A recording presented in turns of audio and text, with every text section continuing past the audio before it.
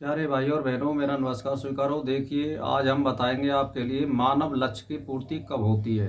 यानी जो मनुष्य जन्म लिया है, इसके लक्ष्य की पूर्ति कब हो सकती है और हम क्या कर्म करें तब हमें ये प्राप्त हो सकती है।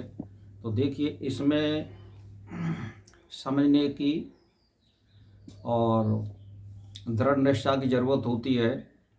तो देखिए, जैसे मान के चलिए कि जो लक्ष्य या अलक्ष्य दोनों दृष्टियों को त्याग कर केवल एक आत्म स्वरूप में स्थित रहता है, वह ब्रह्मवेताओं में श्रेष्ठ महापुरुष साक्षात शिव ही कहलाता है।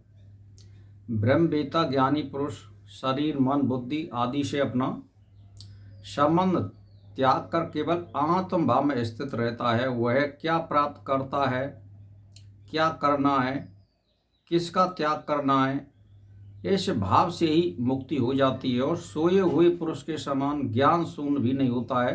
उसकी चेतना पूर्ण जागृत रहती है। ऐसा पुरुष ही श्रेष्ठतम आत्मनिष्ठ और साक्षात शिव का स्वरूप होता है।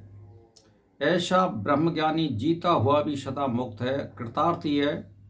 शरीर रूप उपाधि के नष्ट होने पर वह ब्रह्म भाव में स्थित रहता है और आदित्य ब्रह्म में लीन हो जाता है। वह जिस प्रकार किसी पद पर आसीन सैनिक न्यायाधीश अध्यापक इंजीनियर या डॉक्टर कोई भी होता है और वो जब उससे पद से मुक्त हो जाता है, तब वो क्या रहता है, वो केवल एक मानव रह जाता है और उसकी उपाधि समाप्त हो जाती है।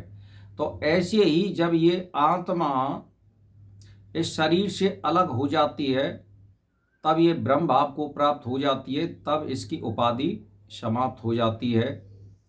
जैसे मान के चलिए कि जो पद इसने त्याग कर दिया और साधारण मनुष्य मात्र रह जाता है, उसी प्रकार शरीर रूपी उपाधि से त्याग से वह शरीरधारी ना रहकर ब्रह्म मात्र रह जाता है। ऐसा व्यक्ति ही ब्रह्मज्ञानी कहलाता है, जो मुक्त और कृतार्थ है। शरीर में आत्म भाव के रहने से कोई मुक्ति नहीं हो सकती है। मुक्त पुरुष की स्वयं चेतना आत्मा उस समष्टि चेतन ब्रह्म में लीन हो जाती है। उसकी भिन्नता समाप्त हो जाती है। यही अद्वैत की स्थिति है।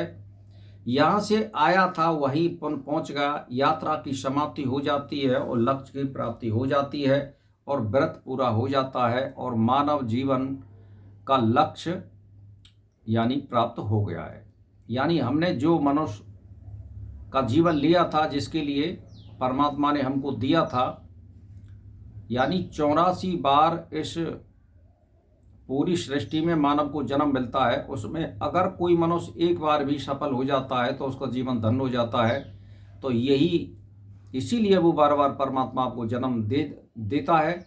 और जिसने इस लक्ष्य को प्राप्त कर लिया, फिर उसका जीवन शेष नहीं रहता है, उसको जन्म मरण से रहित हो जाता है, वो मुक्ति हो जाती है। तो भाई और बहनों, समझिए, सोचिए कि हमें किस प्रकार चलना है और कैसे चलना है।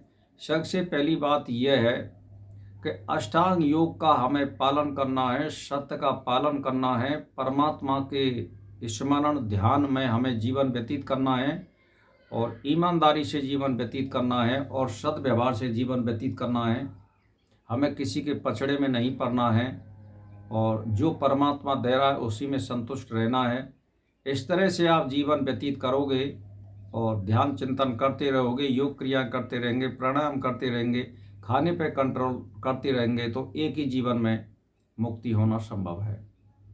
तो भाई और बहनों, मैं तो एक ही बात जानता हूँ, ज़्यादा जानता नहीं हूँ, कि जो मनुष्य जिस काम के लिए परमात्मा ने नियुक्त करके भेजा है, यानी मानव शरीर में, तो ज़्यादातर मानव शरीर किसके लिए मिला है, उसका अंतिम लक्ष्य तो यही है कि उसे मुक्ति प्राप्त करनी चाहिए।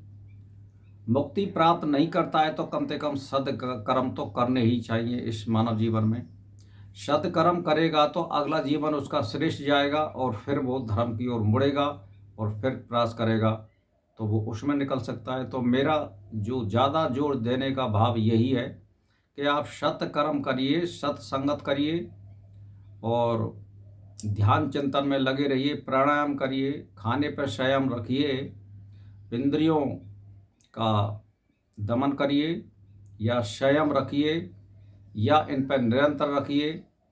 उसके लिए आपको सभी प्रक्रियाएं करनी होंगी, जैसे एक इष्ट की पूजा करना, उसका ध्यान चिंतन करना, हवन आदि करना, और त्राटक करना, प्राणायाम करना और 2-2 3-3 घंटे मंत्र का जाप करना, ये सब धर्म की प्रक्रिया में आते हैं।